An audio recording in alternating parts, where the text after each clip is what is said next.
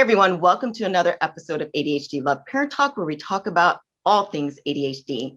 I am so excited because I have a very special guest today. His name is Dr. Hallowell, and you would know him from writing quite a few books. He has written the Distraction series along with Dr. John Ratey. Is John Ratey, correct? Yes. So with Dr. John Ratey, and their best-selling book is called Driven to Distraction. But today we are actually going to dig into ADHD 2.0, which is their most recent book. And I'm going to do things a little bit differently because I get certain questions through my direct messages. I want to make sure that I hit some of those questions that are also in his book. But of course, I'm not going to go through everything because you have to read it yourself. So ADHD 2.0, get this book. All right. How are you, Dr. Hallowell? I'm well. How are you? How are you? Nice to be with you. I am fantastic. So I'm going to call you Ned, since you gave me that permission, your nickname. And I just want you to take go ahead. I'll call you Yakini. Absolutely. That's perfect. Okay. So tell the audience, especially those who have not met you yet and are new to the ADHD world, can you tell them a little bit about yourself? Sure. I'm 71 years old, even though I don't look it. No, you don't. I have ADHD myself, as well as dyslexia. Okay. And I wouldn't trade either one for the world. It's, if you manage these conditions properly, they have tremendous gifts embedded within them: creativity, originality, entrepreneurialism, drive, big-heartedness, vision, and tremendous curiosity, tremendous originality. All of that is embedded in both ADHD and dyslexia. I didn't discover that I had either of these conditions until I'd finished all of my schooling. I'd gone to medical school, I'd done a residency in adult psychiatry, and I was doing a fellowship in child psychiatry back in 1981. When I heard a lecture about what was then called ADD, attention deficit disorder. And I said to myself, wow, that's me. And it was maybe the biggest aha moment of my life, because I suddenly saw so much of myself explained in ways that I just I'd never known there was a syndrome that captured so much of me. And I also realized at that moment that the medical model, the deficit disorder model, left out all the good part. So it was just a list of pathology. It was just a list of negatives. And I said, no, it's leaving out all the good parts, all the parts about the creativity and entrepreneurialism. Yeah. And so I came up with an analogy that includes both the positive and negative. I said, we who have this condition have a Ferrari engine for a brain. We've got a race car for a brain, but we have bicycle brakes.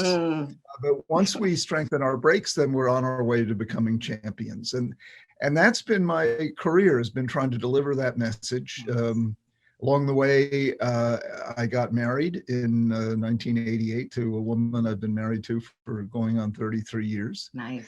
And we started having children. The first one came 9 months after the wedding day. And, her name is Lucy. And then we had a second one, a boy.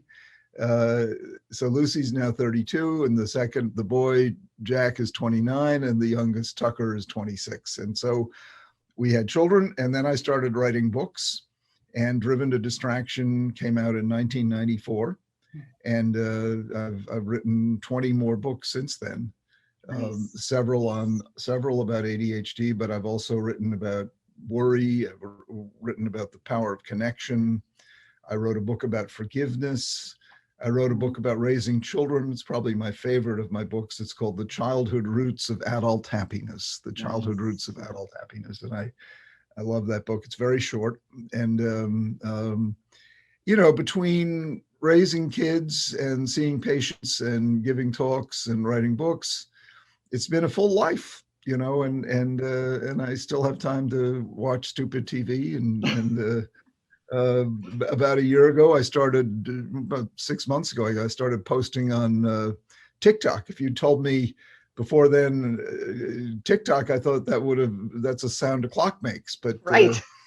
Now I've got about 50 clips on TikTok, and Nice. they've had about 5 million views, and Nice. they're all related to ADHD, and so I'm still delivering the message. I'm still the itinerant preacher trying to convert people to realize what this condition is all about, that it doesn't mean you're stupid, it doesn't mean Right. you're wayward, it doesn't mean you're undisciplined, it doesn't mean you're a bad boy, bad girl, bad adult, all the mistreatment of children throughout history. I mean, most of the battered children throughout history have this condition, but what they need is not punishment. What they need is understanding and Right. strengthening of their brakes. So Yeah. that's who I am. Okay. I love having this condition. It does pose problems though, and I don't mean to whitewash that. Undealt with, ADHD can ruin your life. I mean, a big chunk of the prison population has undiagnosed ADHD, a big fraction of the addicted population, the unemployed, the marginalized, the underachieving. I mean, one of the real telltale signs of ADHD is just underachievement, whether it's a fifth grader or a 50-year-old. It's if you're underachieving, consider, could I have ADHD? Because it is a completely life-changing diagnosis. It is a good news diagnosis because you go from, struggling and wondering why to being able to achieve at the level you Right. should, when you get those brakes strengthened. And another analogy I use is getting diagnosed with ADD is like finding out there's something called nearsightedness and that there's such a thing as eyeglasses. And, Right. your life changes, Yeah, that is So absolutely wonderful. Let me ask you something. You've been doing this for a very long time. Do you think our world has changed over those times? I mean, are people becoming more aware of ADHD and more accepting of ADHD? Definitely. When I came out with Driven Distraction in 1994, the first question I'd get asked on a talk show would be, isn't this just a lot of hooey? Isn't this just a lame excuse for spoiled kids to get out of doing their homework? And don't they need spankings instead of, the understanding? And that was the standard message I'd get, and people would say, I don't believe in ADD. And my response was, it's not a religious principle. It's not a matter of believing in it. It's science. We have hard science to prove that this is a distinct brain condition that you're born with most of the time. It's genetic. And that in 1994 was a tough sell. Now, almost everyone's heard of ADD. They still don't understand it. They don't understand what it is, particularly the positives. But the stereotype of the hyperactive little boy is what most people think of. Right. So we've come a long way, but we have a long way to go. Stigma is still there. It's still not a good idea to reveal that you have ADHD in the workplace because they won't take it as a good thing. They'll think it means you're unreliable or you're a little bit crazy, and so you don't want to invite that kind of prejudice. Now I've been on national TV saying I have the condition, so I'm perfectly at home trumpeting it from the rooftops and being proud of it. And, right.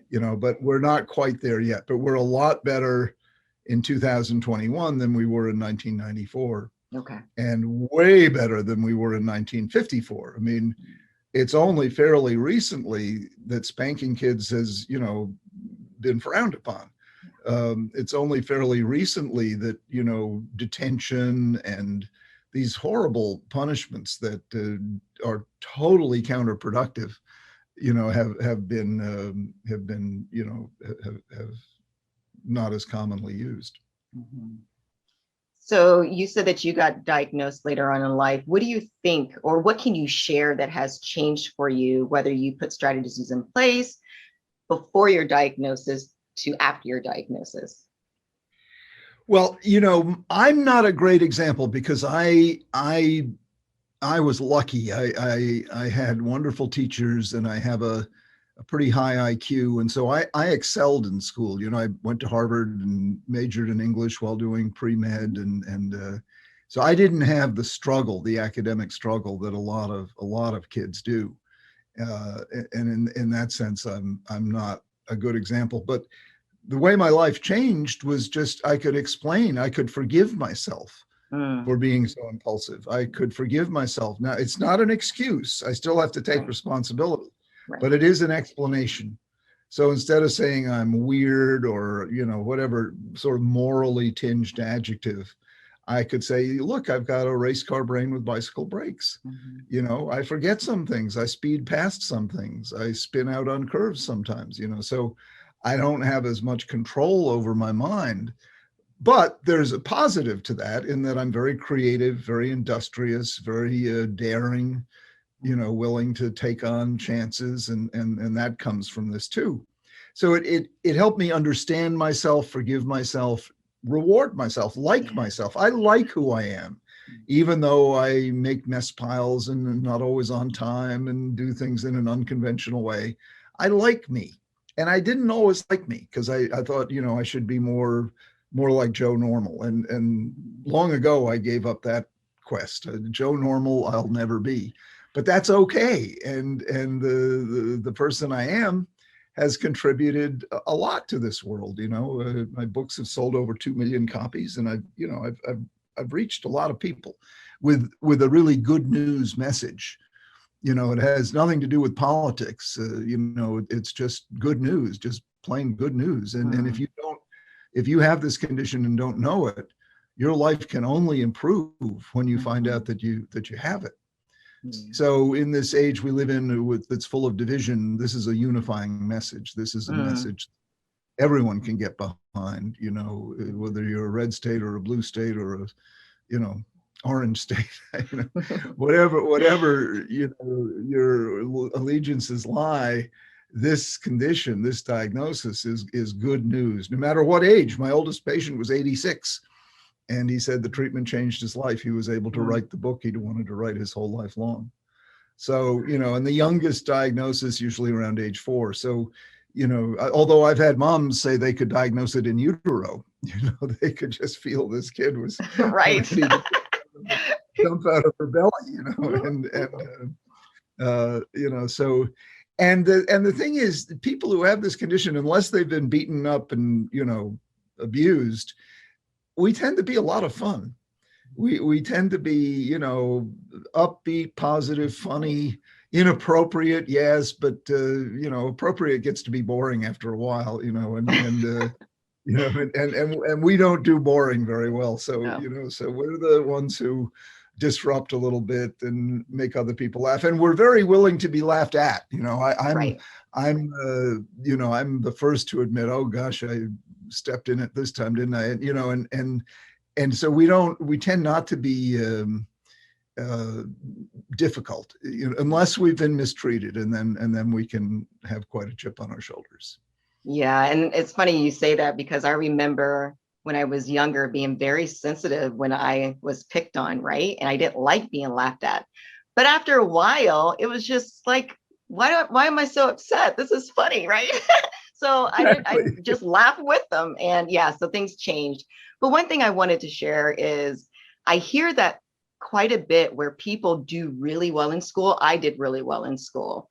I have a few degrees, but still, I just didn't understand why I did some of the things that I did.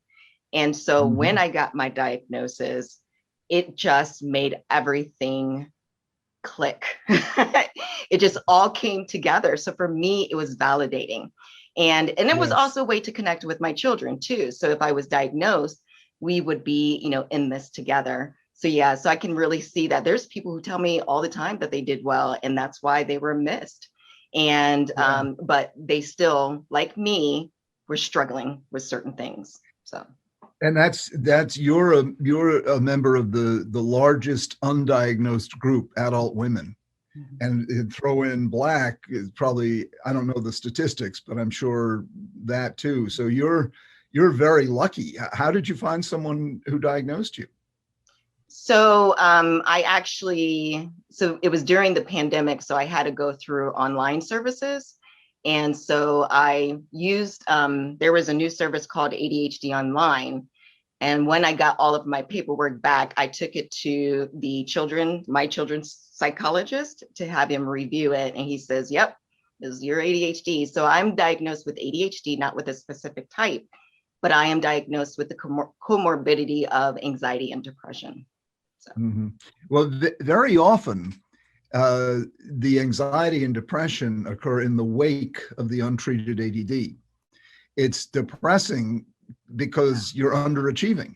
So that's the depression. And the anxiety, you don't know how you're going to screw up next. So, right. So but once you take care of the ADHD, very often the depression and anxiety go away. So you don't need antidepressant medication or anti-anxiety medication.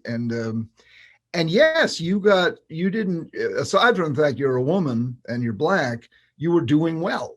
And so that's another reason. What do you mean you couldn't have this condition? You're doing well. I've had people tell me you couldn't have it. Well, that's not true. There are Nobel Prize winners who have ADHD. Right. So you can be absolutely off the charts in terms of achievement, and still have it and still benefit from learning about it. And, so you paid the price for being so smart. You paid the price for doing well. Namely, people didn't think that you might have this. And now you feel understood and recognized. And, it's a big weight off your shoulders. It is. It truly is. So I want to dig into ADHD 2.0. So can you just real quickly just share, why did you guys decide to write this book?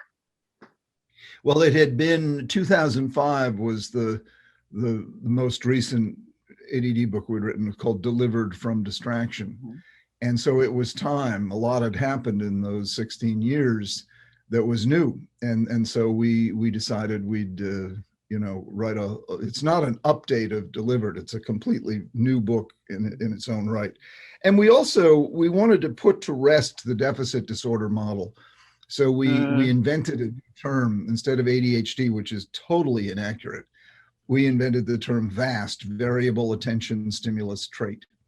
And that's what we offer, instead of saying you have attention deficit disorder or hyperactivity disorder. No, you've got a VAST mind, a variable attention stimulus trait. So we see it as a trait, not a disorder. And we wanted to establish that. Can it be a disorder? Yes, as I said, but it also can be a tremendous asset. So, I tell folks I don't treat disabilities. I help people unwrap their gifts. And that's my basic approach. So we wrote the book because we wanted to introduce the term VAST, but also there were some new developments in the cerebellum we wanted to talk about, in the role of creativity. We wanted to talk about the role of exercise. We wanted to talk about, and the default mode network we wanted to talk about. So these were all new developments since 2005 that we wanted to bring to the general public, and to make it even more delectable, we made it the shortest book we've written. So the book I handed in had 125,000 words, and the book that got published had 50,000 words. Wow. So I cut more than half of it, which was painful for me to do, but it was bariatric surgery on a book. And so this book, the meat of it is only about 100 pages. So, it's very short, very ADD friendly. And right. Right. It is so ADD friendly. And it's so funny because, I'm on chapter 7 and I looked forward. I said, wait a minute, this only goes through, I think it's chapter 9. And I'm like, this is awesome. I'm almost done. Because it takes me forever to read books. So me too. You probably have dyslexia like me. I was like, oh, this is crazy. So I want to ask you, like I said, just some questions that I get that also are related to some of what you talk about in your book. So the first question is, one of the things that you had talked about is the ADHD traits and how they contradict, right? And so you have your lack of focus, and then you have your hyperfocus, you have your procrastination, and then you get your week's worth of work done in like an hour, right? How do people deal with that? Because we talk about that all of the time. How do we as ADHDers deal with that? Well, once you know you have it, it becomes a lot easier to deal with it. So you're not just the prisoner of chance, you're not being buffeted by the winds. And so, if you're a procrastinator, you can try to build in structures, reminders, and you can say, I'd rather get it done early than wait until the last minute and, get it done in a fit of adrenaline. You can the big things you can modify. I think the two biggest things are marry the right person and find the right job, or if not marry, be with the right person.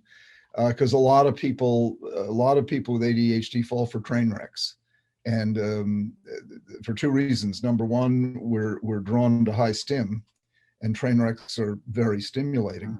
And number two, we're born saviors, so we think we can save him. We have the magic solution when we can save him. So I try to urge people to, not fall for a train wreck. And then the second thing is find the right job, we tend to do best if we're our own boss. We tend to do best if we're creatively challenged. We're natural entrepreneurs. We're natural risk takers. We love, you told me before we started, you do real estate and the podcast, and those are both entrepreneurial, so you don't have any guaranteed income, but if you make a sale, you get a big windfall. So, so it's, and we like that, we're not the people who must have a weekly paycheck and, take that and bury it under our a rock. We're just naturally born to create and build. So marry the right person, and again, not necessarily marry, but hook up with the right person, and then find the right job, and then try to cultivate the company of people who like you. We have another terrible tendency to listen too closely to criticism, and we can actually be drawn to people who put us down a lot. You don't need that. Walk away from them. Let them gossip with each other and say whatever they want. But we need what I had a friend who said, be a dream maker, not a dream breaker. So try to associate with dream makers, and, not wildly crazy dreams, but maybe one or two wildly crazy dreams. But, you always want to have hope, and we thrive on hope. And we're good providers of hope, and we're good consumers of hope. And, lived right, every single day you're alive is a chance for something cool to happen, and it can be as simple as smiling at someone who's scowling and you get a smile out of them, and that feels really good. Yeah. Or it can be something big, like you just sold a house or you're about to close on a house, but every day should have the opportunity for something cool to happen. And I think, chance favors the prepared mind. If you look for it, it's there. I happen to believe in God, and I just think if you look for evidence of God, you'll find it. If you don't, you sure he's invisible or she's invisible. So, nobody can prove it, but I just think there's a force with us always. And if we'll invoke it, we can feel it, and we can, take strength from it. So, I'm not here to convert people to anything, but I just think it's, it's sort of congruous, that I would believe in God. Yeah. Yes. One thing that stuck out to me is I used to attract people or go after people that I needed to fix, right? That I wanted to help. And yes. I would go down this horrible mental spiral because I'm always trying to help them when they stayed in the same place that they were. And it didn't matter if it was relationships or friendships. I used to do it across the board. And then one day I woke up and said, I can't do this anymore. And my life on that piece has been so much better. So much better. Good for you. Yeah. Yes. Yeah. No, it's just, we are born saviors, we are born fixers, and which that's great on the one hand, but it can be a recipe for disaster on Correct. The other hand. Correct. So you had mentioned VAST, but in your book you have, when you talk about VAST, you also put VAST or ADHD. So just to be clear, it's the same concept, but called a different thing? Yes, yes. We just renamed ADHD Okay. Vast. Okay. That makes sense.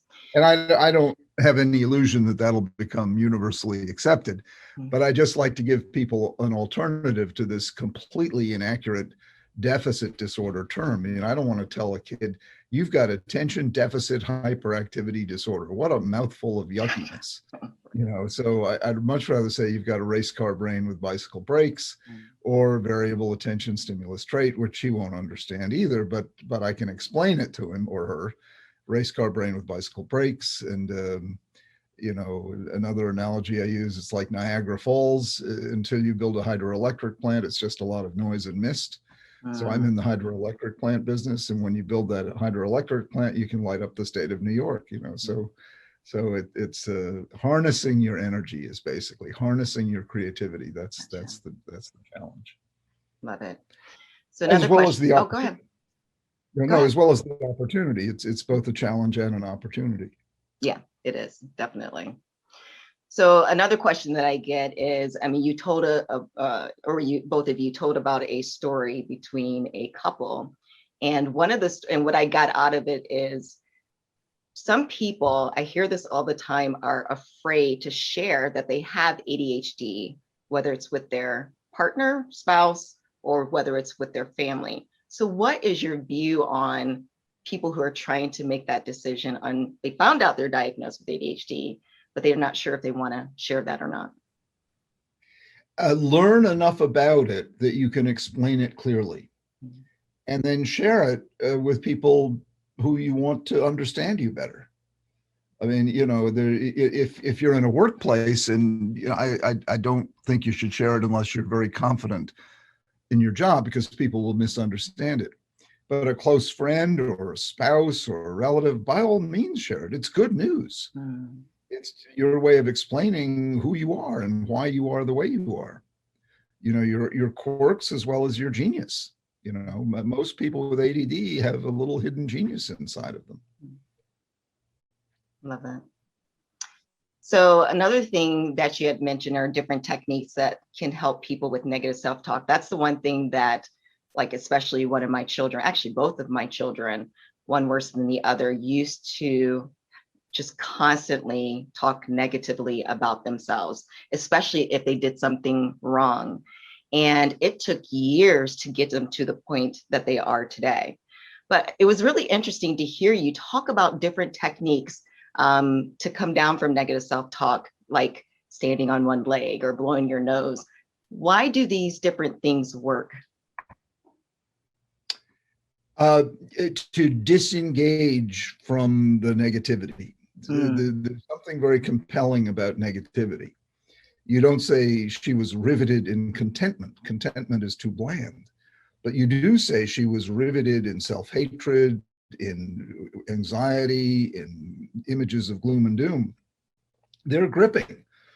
It's like the accident at the side of the road, only in this instance, the accident is your life. And so you're heaping on yourself. And so what you need to do is redirect your attention to anything else, but it's got to hold your imagination. Okay. Don't feed the demon is what I say. Don't feed the demon. Okay. Don't feed that negative monster with your attention. That makes sense. So is it almost like deflecting? I mean, is it so, like, for example, with my child, if I see him go down this path, I try to get him to do something else. I just deflect it, right? Get him out of that situation. Throw him a baseball, or give him a cookie, or talk to him about something that he's interested in, and don't try to analyze the negativity, because you always lose. Just redirect. Don't engage the demon. Don't feed the demon. Okay, makes sense. So the last question that I had for you is something that's really important to me, is the connection piece. And one thing that you talked about is the lack of connection can really hurt those with ADHD. So why is it so important for those, especially those who have ADHD, to connect? Well, it's important for everyone, and we've really learned that during the pandemic, how much we need connection. I call it the other vitamin C, vitamin connect. Mhm. But particularly for those of us with ADHD, because we often feel so different. We feel so disconnected. We feel so on the outside looking in. And so we're desperate for it, to the point where we often create a false self, trying to pretend to be someone we're not because we think we'll be more accepted. And of course you don't want that. That's a very lonely place to be, to have a false self, so we really need connection. But when we get it, we blossom, we thrive. It's like watering a dried tree, it just comes to life and flourishes. And so, the more connection, the better. Okay. That's one of the things that I'm trying to teach. My daughter really understands that connection piece, but that's one thing I'm trying to teach my son, is about that connection piece. And we're still working on the stage where he even just needs to learn how to connect, right? He is even afraid to connect, but when he does, he realizes how great that feels and how important that feels. So that's something that we constantly work on. And he's young too, but that's something that we constantly work on in our household too. Yeah. It's not easy. It's not easy. Not easy, no. Absolutely. All right. So there was one thing I forgot to ask you. You did touch on it in the beginning, but there's quite a few people who don't know if they even should bother getting diagnosed, whether they are tested, whether they are adults like me who have been dealing with, they've been dealing with for many years, or whether they should get their child tested because of all the stigma and labels. What is your advice to people like that? Oh my gosh, it's such a no-brainer. Find out if you have it. Your life can only get better. And by the way, there is no test for ADHD. People think, well, I gotta go get tested. There is no test. The closest thing is your history. And you can self-assess. Reading one of my books, if you see yourself in there, then you've got it. There isn't, people think there's a brain scan or a psychological test. There isn't. Right. We offer those, they provide additional information, but the best test is to, well, you're doing it with Catherine's Clubhouse, that list of 128 items. If you answer yes to a lot of those, then you've got it. And so the diagnosis is a lot simpler than a lot of people make it out to be. And why should you do it? Because your life can change dramatically for the better. It can be as dramatic as getting eyeglasses. Okay. And there's nothing to lose, If the medication doesn't work, stop taking it. If you don't like what it does, stop taking it. And you don't even have to take it at all. You can use the array of non-medication interventions. So put aside your fear, put aside the stigma, replace ignorance with knowledge, and your life will definitely improve. So I know I said one last question, but this is more of a side question. Do people get your jokes? Do you laugh at yourself? I find out that I just like my own jokes and people don't always laugh at them. Sometimes they get them and sometimes they don't. Sometimes they do, sometimes they don't. My jokes can be pretty bizarre, so the bizarre ones sometimes go right over someone's head, but or under someone's head, I don't know, right. Or around someone's head, but it never fails.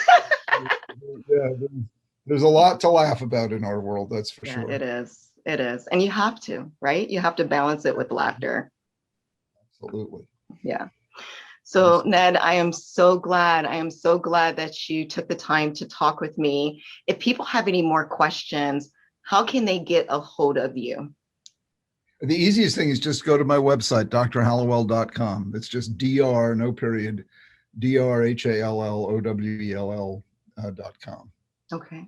And if they find me go ahead. You can find me on TikTok. You can find me on Amazon. I'm easy to find. Okay. So the book is everywhere too? Yes. Yes. Yep. Awesome. Yes. So everyone, you definitely need to check this out, ADHD 2.0. This is such a great book and a very easy read. So again, Dr. Hallowell, I so appreciate your time and thank you for coming on. Thank you, Yakini. All right, everyone, that concludes another episode of ADHD Love Parent Talk. And if you would like more content like this, please make sure you hit that subscribe button. And don't forget to hit the notification bell, because as more content comes out, you will be notified. And I know you'd love Ned. So make sure you hit that like button. All right. Bye, everybody. Bye, Ned. Thank you.